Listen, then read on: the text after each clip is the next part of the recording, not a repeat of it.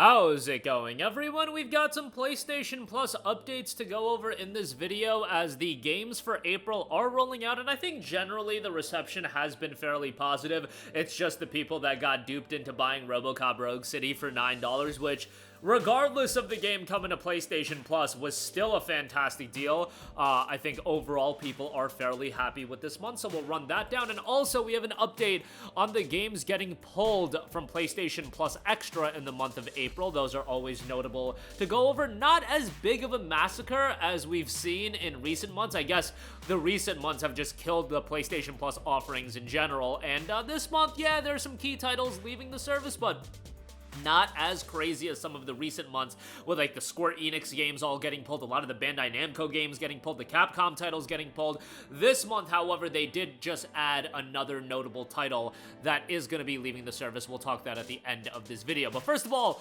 playable right now, you've got RoboCop Rogue City, Texas Chainsaw Massacre, and Digimon Story Cyber Sleuth Hacker's Memory. RoboCop Rogue City is a really solid game that obviously, it recently just hit a new low price point of $8.99, and a lot of people got super excited by that. A lot of people ended up buying the game, and a lot of people also in my comment section, whenever I was covering that deal, did call that the game was going to end up being a PlayStation Plus Extra title, or a PlayStation Plus Essential title, just the game was going to be added to PlayStation Plus, because why else would they lower the price so much? If you ended up buying the game, my apologies, it is what it is. I mean, I can't do anything as far as remedying that situation. That's just kind of the crapshoot you're going to deal with PlayStation Plus and just buying games for Plus. There are going to be times where, duplicate offerings and everything like that. So it is what it is, but still, for the people that ended up holding out, you're going to end up making out like a bandit because it's a great game. And for $9 for the people that did end up picking it up,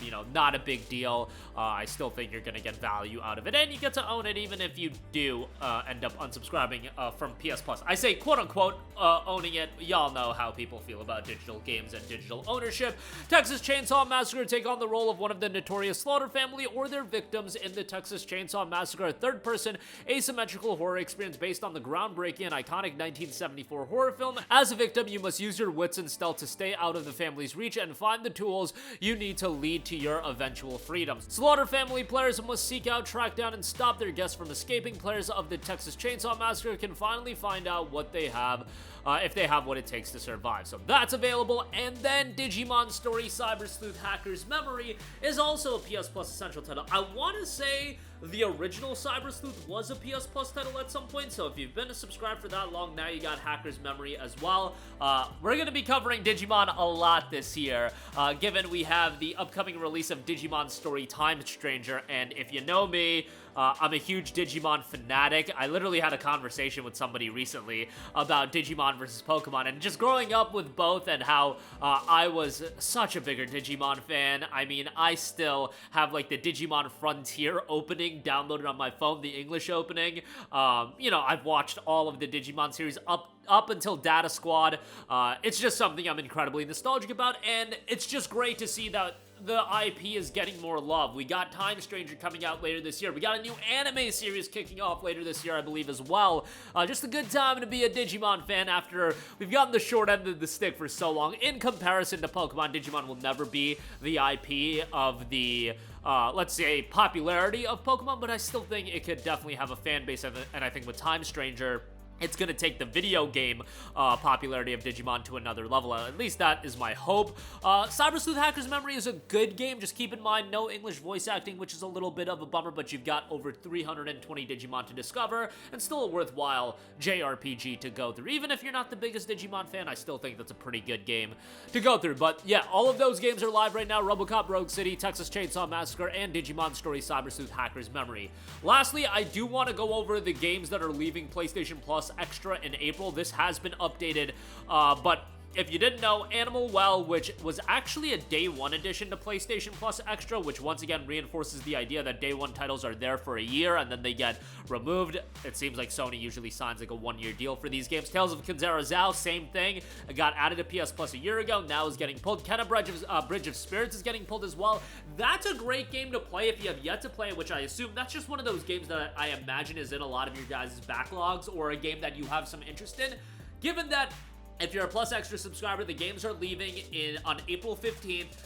Kenna is a great game to just go through and play over the course of a weekend. It's a fairly short game, 8 to 10 hours long, maybe a little bit longer than that, but not a super lengthy game, and I think you'll have a great time with that. Really enjoyed my time with that. Slay the Spire, love Slay the Spire. I think it's an incredibly addictive game, and the mechanics of that game in terms of the roguelike mixed with a card game, like the idea of Slay the Spire was so wild to me that when I initially read it, I was like, this sounds wacky as hell, and then I played it just on the basis that it was being received really well when it was in Steam Early Access, and I was blown away by it. The level of depth to the game. Slay the Spire 2 is coming out later this year, I believe PC first and then on PlayStation, but if you want to just mess around with Slay the Spire, it's an incredibly addictive game. There's no, like, true end-to-end point, and I can't quantify, like, how many hours you're gonna get out of it, but I have friends that have put an obscene amount of hours in Slay the Spire, so yeah, that's a great game. Unfortunately, leaving the service. Deliver Us More is leaving the service as well. More of a narrative game there. Miasma Chronicles, which is a game that I've talked up a little bit. I'm not saying it's a blow-away game. I'm not saying it's at the level of, like, XCOM,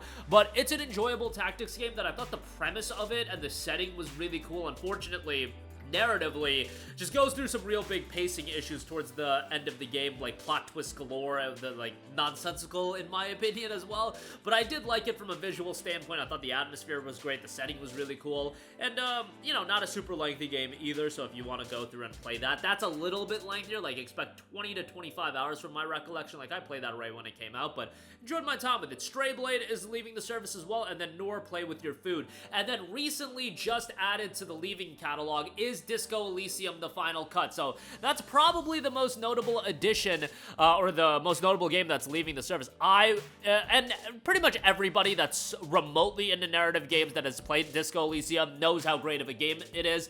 It's got some of the best writing that a video game has literally ever seen, and it's an incredibly well done game. Has a lot of decision making, but man, just don't go into it expect something super fast paced, where the narrative hooks you within the first 10 minutes. Like, the atmosphere and the tension of the game and the design, the art direction, maybe those will compel you in the opening moments of the game.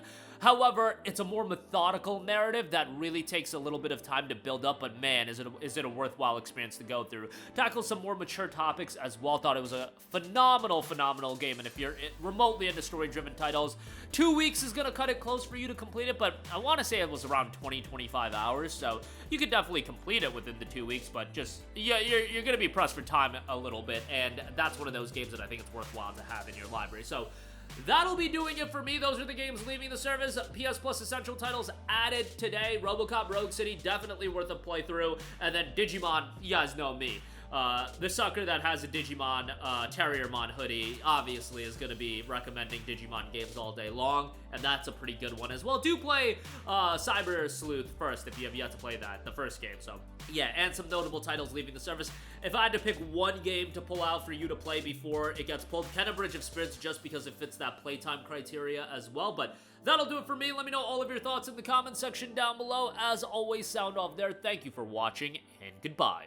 Hey guys, we hope you enjoyed the video, and if you did, make sure to hit the subscribe button, and if you're already subscribed, do us a favor and hit the bell icon. This way you'll be notified whenever we post a new video. That's the best way to keep up with all of our uploads, and we usually try to upload 2 videos a day. And with the bell icon hit, you'll be notified whenever we do upload a video. As always, thanks for watching.